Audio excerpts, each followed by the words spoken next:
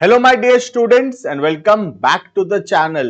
आज के क्लास में हम कंटिन्यू करेंगे अपना क्लास 12th का अकाउंटेंसी, जिसके अंदर हम चैप्टर नंबर 3 स्टार्ट किए थे। चैप्टर का नाम था change in profit sharing ratio. Already 2 videos upload हो रखे हैं इस चैप्टर के अंदर। अगर पुराने वीडियोस नहीं देखी हो, पहले पुराने वीडियोस देख लेना।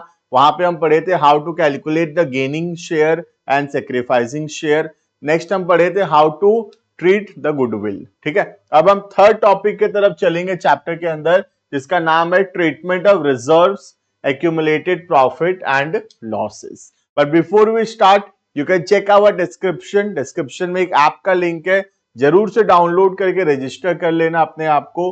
वहां पे complete videos, notes, exam questions, important questions सब कुछ अवेलेबल होगा। कुछ ग्रुप्स के भी लिंक होंगे वहां पे, जैसे कुछ व्हाट्सएप ग्रुप्स होगा, टेलीग्राम चैनल होगा, उसको ज्वाइन कर लेना। वहां पे टाइमली अपडेट्स मिलता रहेगा। क्लियर? स्टार्ट करते हैं टॉपिक को। टॉपिक का नाम है treatment of reserve, profit and losses. ये एक ऐसा टॉपिक है जो अभी आने वाले 4 चैप्टर के अंदर बिल्कुल सेम है, तो बड़े ध्यान से पढ़ना इसको, क्योंकि ये टॉपिक चेंज इन पीएसआर में भी काम आएगा, एडमिशन में भी काम आएगा, रिटायरमेंट में भी काम आएगा और डेथ ऑफ अ पार्टनर में भी यूज आएगा। क्लियर? तो 4 चैप्टर में काम आएगा, तो बड़े ध्यान से पढ़ने का जरूरत है। यहाँ पे रिजर्व का मतलब होता है एनी टाइप ऑफ रिजर्व, जैसे कि जनरल रिजर्व हो गया, कैपिटल रिजर्व हो गया, वर्कमैन कंपेंसेशन रिजर्व हो गया, इन्वेस्टमेंट फ्लक्चुएशन रिजर्व हो गया, या कोई भी और रिजर्व क्यों ना हो। ठीक है। एक्यूमुलेटेड प्रॉफिट्स का मतलब होता है पीएल अकाउंट में क्रेडिट बैलेंस। कहां पे दिखेगा ये? बैलेंस शीट के लाइबिलिटी साइड में। तो एक्यूमुलेटेड प्रॉफिट का मतलब पीएल अकाउंट का क्रेडिट बैलेंस। और एक्यूमुलेटेड लॉस का मतलब होता है या तो पीएल अकाउंट का डेबिट बैलेंस, या कोई एडवर्टाइजमेंट सस्पेंस, या कोई डेफर्ड रेवेन्यू एक्सपेंडिचर्स। कहां मिलेगा ये? बैलेंस शीट के एसेट साइड में। ठीक है। तो जब भी change in profit sharing ratio हो रहा है, ये जो रिजर्व या कोई भी एक्यूमुलेटेड प्रॉफिट या कोई भी एक्यूमुलेटेड लॉस जो होगा, उसको हम डिवाइड करेंगे पार्टनर्स के बीच में। Before we do the change in profit sharing ratio, we will divide all the reserves, all the profit and all the losses among the partners in the old ratio. Now why old ratio? Because ये जो reserve, profit या loss है, ये कब का है? ये पिछले ईयर्स का है, पास्ट ईयर्स का है। और पास्ट में प्रॉफिट कितना होता था? ओल्ड रेशियो में डिवाइड होता था। तो क्योंकि ये रिजर्व, प्रॉफिट और लॉस पुराने समय का है, पास्ट का है, और पास्ट में ओल्ड रेशियो था, इस वजह से ये रिजर्व, प्रॉफिट या लॉस डिवाइड होगा पार्टनर्स के बीच में in the old ratio. Clear है ये? तो बहुत इंपॉर्टेंट है ये, बहुत सारे चैप्टर्स में कॉन्सेप्ट काम में आएगा। 2 ट्रीटमेंट है इसका। पहला है कि हम रिजर्व्स को डिवाइड करेंगे, और दूसरा एक और मेथड है जहां हम क्वेश्चन में बोलेगा कि रिजर्व को डिवाइड नहीं करना है। ठीक है। हम अभी आज के क्लास में मेथड नंबर 1 पढ़ेंगे, नेक्स्ट क्लास में हम पढ़ेंगे मेथड नंबर 2 को। ठीक है। तो ऐसे बना लेना इसको, इसमें 2 मेथड कर देना।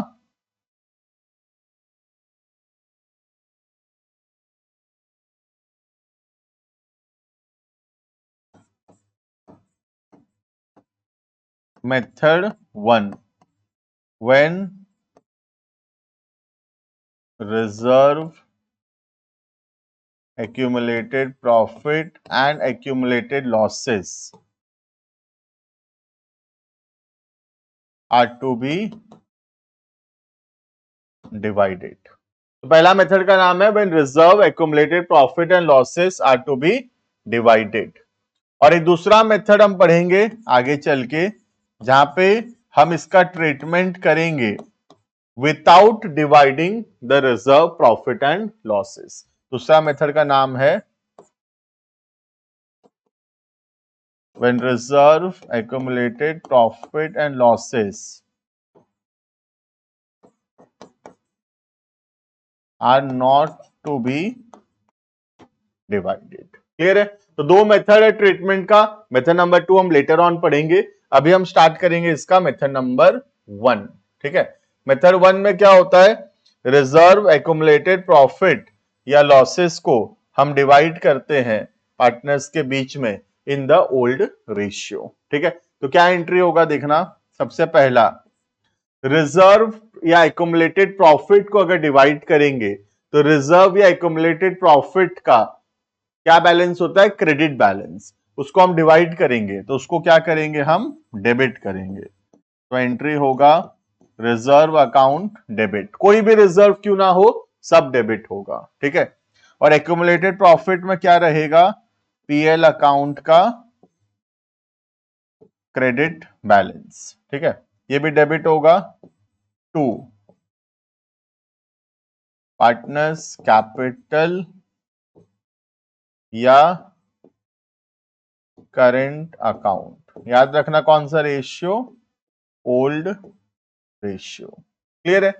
तो कोई भी रिजर्व या एक्युमुलेटेड प्रॉफिट को डिवाइड करने का एंट्री ये होगा, reserve account debit, profit and loss account debit to partners capital और current account in the old ratio. Clear है? और दूसरा है, कोई भी अगर एक्युमुलेटेड लॉस होगा तो हम एक्युमुलेटेड लॉस को भी डिवाइड करेंगे। अब एक्युमुलेटेड लॉस कौन सा होगा, या पीएल अकाउंट का डेबिट बैलेंस होगा, या कोई एडवर्टाइजमेंट सस्पेंस होगा, कोई डेफर्ड रेवेन्यू एक्सपेंडिचर्स होगा, कहां दिखेगा, बैलेंस शीट के एसेट साइड में। उसको भी डिवाइड करेंगे पार्टनर्स के बीच में, तो उसमें क्या होगा, पार्टनर्स कैपिटल या करेंट अकाउंट डेबिट होगा, वही कौन सा ratio, old ratio two accumulated loss, PL account का कौन सा बैलेंस, डेबिट बैलेंस, या फिर एडवर्टाइजमेंट सस्पेंस अकाउंट। क्लियर है ये? तो दो एंट्री हो गया, पहला रिजर्व को डिवाइड करने का एंट्री और दूसरा एक्युमुलेटेड लॉस को डिवाइड करने का एंट्री।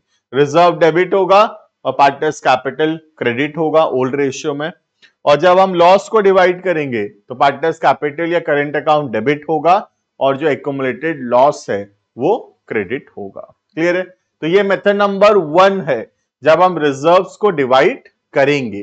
तो अगर हम रिजर्व को डिवाइड कर देंगे तो रिजर्व डिवाइड करने के बाद जो नया बैलेंस शीट बनेगा after the change in profit sharing ratio, उस नए बैलेंस शीट के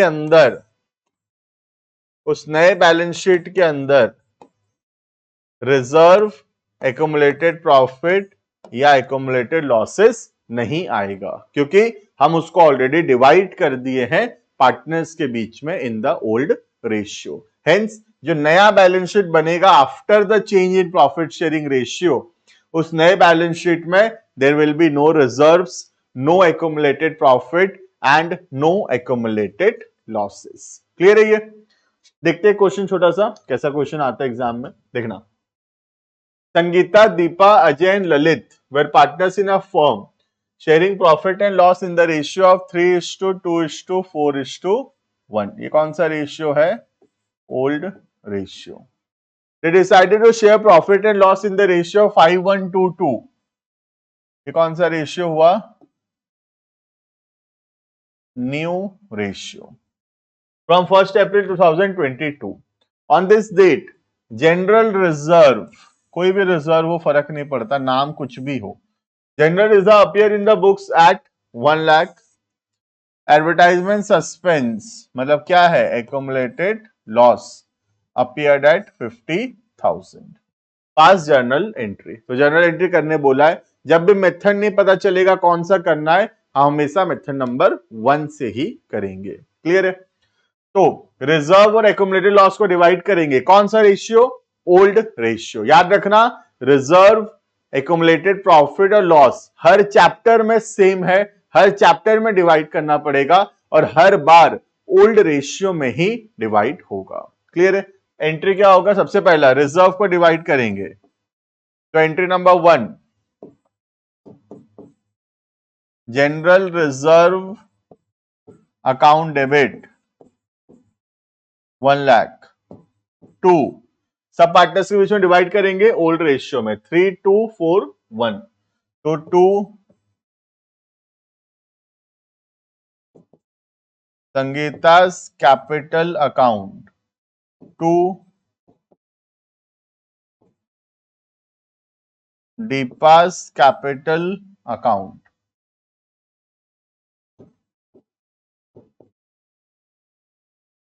2 अजय's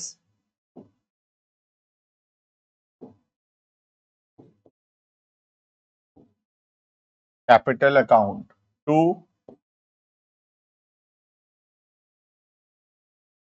ललित's कैपिटल अकाउंट। क्लियर है? अमाउंट लिखेंगे, ओल्ड रेशियो में डिवाइड करेंगे, याद रखना। तो पहला होगा 30,000, 20, 40, 10।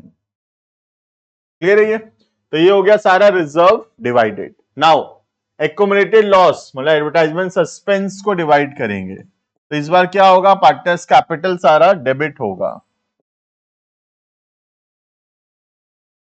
तो Sangeeta's capital debit, Deepa's capital debit, Ajay's capital debit, Lalit's capital debit to advertisement suspense. Amount कितना है, 50,000। तो 50,000 को डिवाइड करेंगे ओल्ड रेशियो में 3:2:4:1। तो पहला आएगा 15,000, फिर आएगा 10,000, फिर आएगा 20 एंड लास्ट 5,000। क्लियर होगा ये?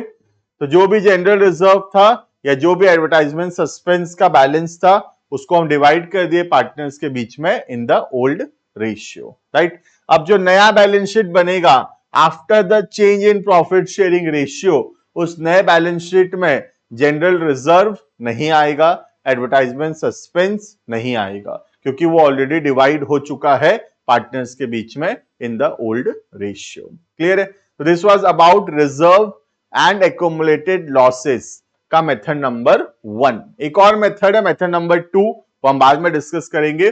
मेथड नंबर 1 जो है उसमें इतना ही है। अब जो रिजर्व्स है उसमें दो स्पेसिफिक रिजर्व्स के बारे में हमारे चैप्टर में बहुत डिटेल में दिया हुआ है।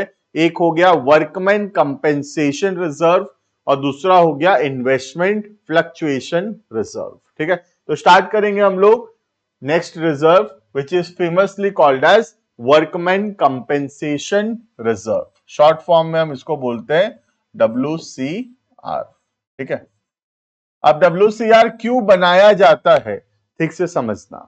WCR एक टाइप का रिजर्व है जो बनाया जाता है in order to compensate the worker for any kind of loss, damage or for due to any accident suffered by the workers। तो काम करते हुए वर्कर्स को कुछ नुकसान हो सकता है, कोई एक्सीडेंट हो सकता है, कोई इंजरी हो सकता है और उसके वजह से हो सकता है कि हमको वर्कर को कंपेंसेशन देना पड़े। तो ये जो वर्कमैन को हमको कंपेंसेशन देना पड़ सकता है, इसके वजह से जो पैसा हम सेट असाइड करते हैं पहले से, that is called as workman compensation reserve.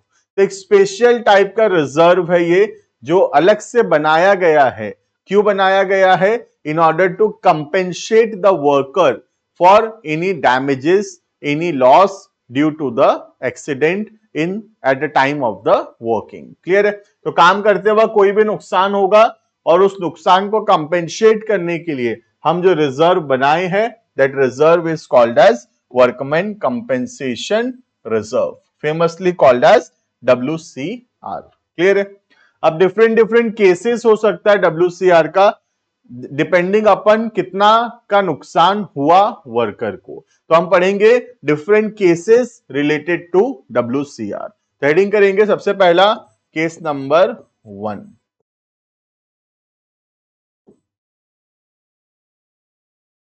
When there is no claim और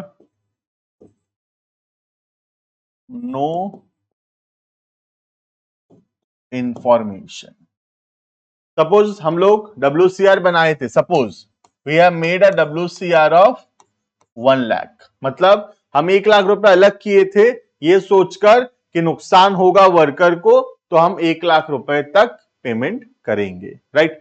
तो ये जो 1 लाख रुपए हम अलग किए थे, this is called as WCR, ठीक है। अब एक्चुअल में कितना क्लेम हुआ वो देखना पड़ेगा। हो सकता है क्लेम ना हो सकता है एक्सीडेंट हुआ ही नहीं, हो सकता है एक्सीडेंट हुआ बट क्लेम जो है, क्लेम मतलब वर्कर कितना पैसा मांग रहा है, 1 लाख से कम हो, 1 लाख हो या 1 लाख से ज्यादा हो। तो डिफरेंट केसेस में क्या एंट्री होगा वही हम देख रहे हैं। पहला केस है when there is no claim, मतलब हम 1 लाख रुपए अलग किए थे बट कोई नुकसान हुआ ही नहीं, कोई एक्सीडेंट हुआ ही नहीं, and there is no compensation, कोई भी कंपेंसेशन देना नहीं पड़ेगा, ठीक है। तो वैसे क्वेश्चन में हम कैसे एंट्री करेंगे, या तो नो क्लेम है या क्लेम के बारे में कुछ बोला नहीं है। तो अगर क्लेम के बारे में कोई इंफॉर्मेशन नहीं है तो हम यही मानेंगे देयर इज नो क्लेम, ठीक है। तो एंट्री क्या करेंगे, WCR नाम का रिजर्व बच गया हमारे पास, तो WCR नाम का रिजर्व डेबिट होगा पूरा 1 लाख रुपए से और डिवाइड होगा किसके बीच में, पार्टनर्स कैपिटल या current account in the old ratio. Clear है। तो केस 1 है when there is no claim, कोई क्लेम हुआ ही नहीं या क्लेम के बारे में कोई इंफॉर्मेशन है ही नहीं, इसका मतलब कोई नुकसान हुआ ही नहीं, कुछ पैसा देना ही नहीं है। पूरा 1 लाख रुपए बच गया हमारा और 1 लाख रुपए डिवाइड होगा पार्टनर्स के बीच में। एंट्री होगा WCR account debit 1 lakh to partners capital और current account debit 1 lakh in the old ratio. Clear है ये। नेक्स्ट केस 2, केस 2 है जब क्लेम हुआ, case 2 when there is a claim, जब क्लेम है, when there is a claim मतलब नुकसान हुआ है वर्कर को और हमको कंपेंसेशन देना पड़ेगा। अब कितना कंपेंसेशन देना पड़ेगा उसके हिसाब से डिफरेंट केसेस बनेगा। 3 केसेस हो सकता है, या तो कंपेंसेशन 1 लाख से कम होगा, या कंपेंसेशन 1 लाख होगा, या कंपेंसेशन 1 लाख से ज्यादा होगा। क्लियर है। तो कंपेंसेशन 1 लाख से कम, 1 लाख या 1 लाख से ज्यादा, 3 केसेस बनेगा, ठीक है। तो हम लिखेंगे केस 2 के अंदर बिट नंबर 1, 2 का ए,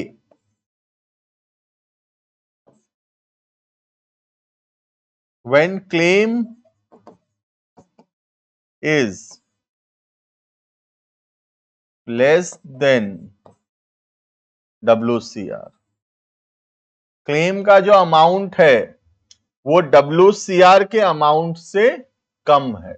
मतलब हम 1 लाख रुपए का WCR बनाए थे बट क्लेम जो है, क्लेम सिर्फ लेट से 80,000 है, that means the claim is less than the WCR।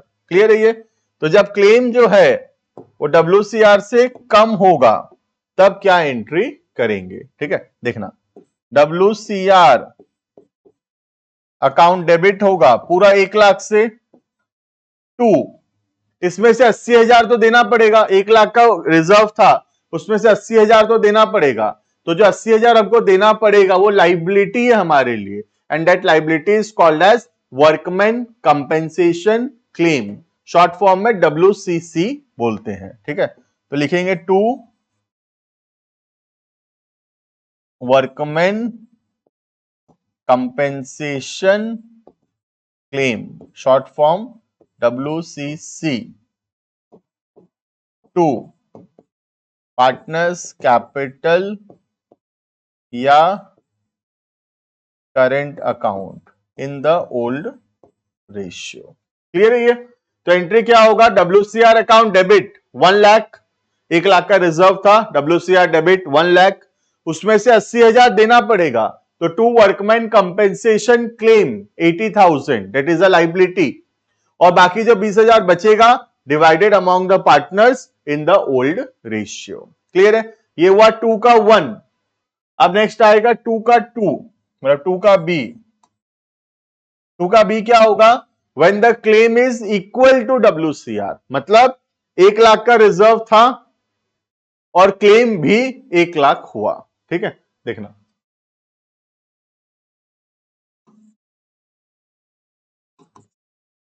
when claim is equal to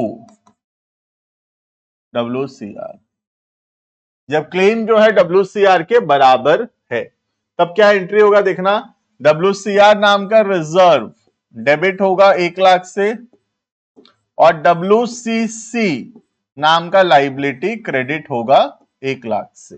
कुछ भी नहीं बचेगा पार्टनर्स के लिए, क्योंकि 1 लाख का रिजर्व था, पूरा 1 लाख देना पड़ेगा, पार्टनर्स के लिए कुछ भी नहीं बचेगा। क्लियर है? और लास्ट सिचुएशन हो सकता है जब क्लेम का अमाउंट जो है वो ज्यादा है as compared to the WCR। ठीक है, देखना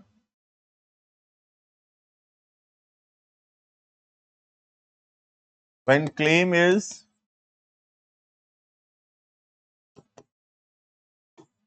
more than WCR, जब क्लेम का अमाउंट जो है वो WCR से ज्यादा है, मतलब WCR सोच लो 1 लाख का था और क्लेम जो है सपोज 1.5 लाख का है, तो क्लेम का अमाउंट WCR के अमाउंट से ज्यादा है। ठीक है, तो उसमें एंट्री कैसे होगा? देखना, उसमें 2 एंट्री करेंगे हम।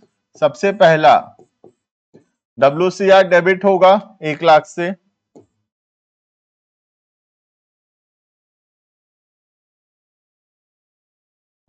WCR डेबिट होगा 1 लाख से, पार्टनर्स कैपिटल डेबिट ना होकर एक नया अकाउंट डेबिट होगा, नाम है रीवैल्यूएशन अकाउंट। ठीक है, और क्रेडिट करेंगे टू WCC अकाउंट। ठीक है, अमाउंट कैसे होगा? WCR account debit 1 lakh, revaluation account debit 50,000, to WCC 1,50,000। Clear है? 1 लाख का रिजर्व था लेकिन क्लेम जो है वो 1.5 लाख का है। अब ये जो रिवैल्यूएशन है ये डिवाइड होगा पार्टनर्स के बीच में इन द ओल्ड रेशियो। तो एक और एंट्री होगा, पार्टनर्स कैपिटल या current account debited in the old ratio two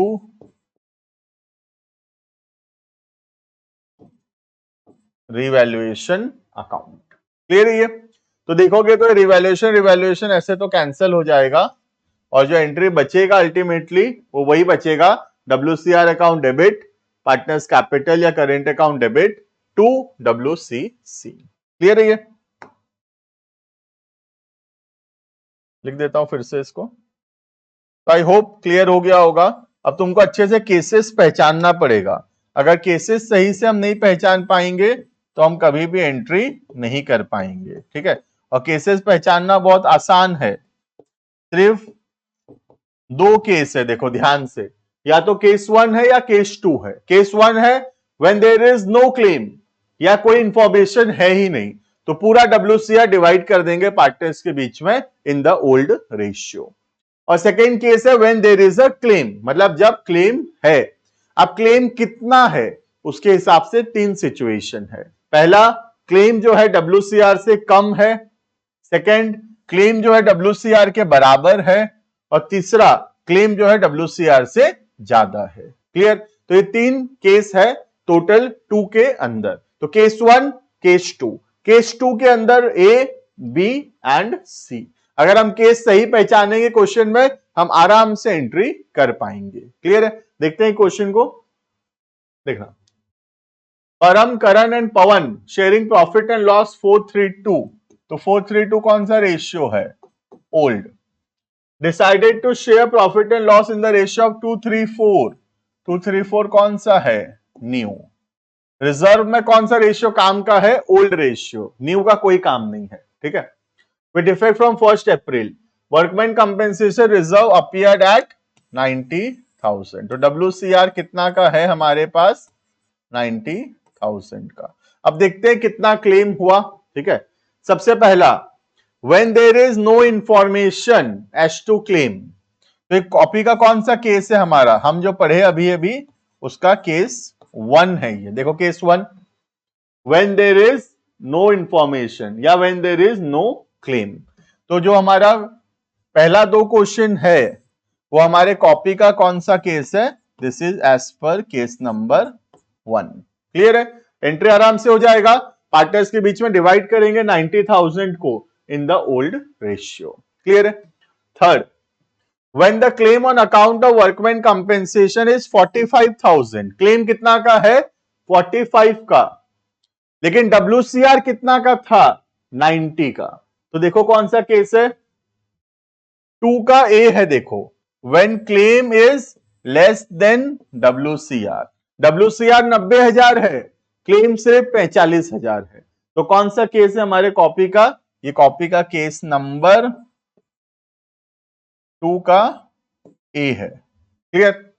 second, case 4, when a claim on account of workman compensation is 99,000, claim सिर्फ 90,000 है, बट सॉरी WCR सिर्फ 90,000 है, क्लेम लेकिन 99,000 है। तो ये कॉपी का कौन सा केस है, केस 2 का सी है ये।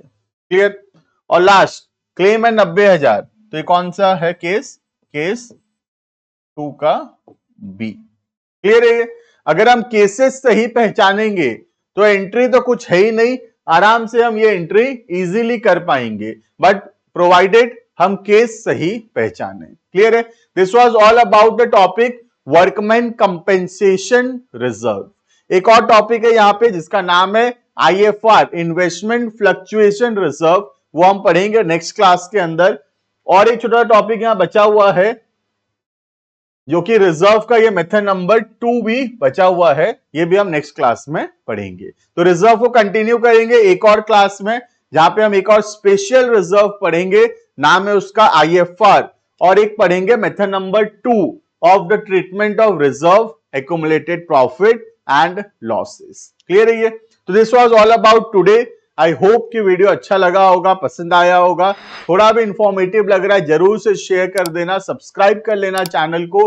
हम कंप्लीट वीडियोस यहां पे अपलोड करेंगे। मिलते हैं आने वाले क्लासेस में, इस टॉपिक ऑफ रिजर्व को हम कंटिन्यू करेंगे नेक्स्ट क्लास के अंदर। Thank you and bye bye.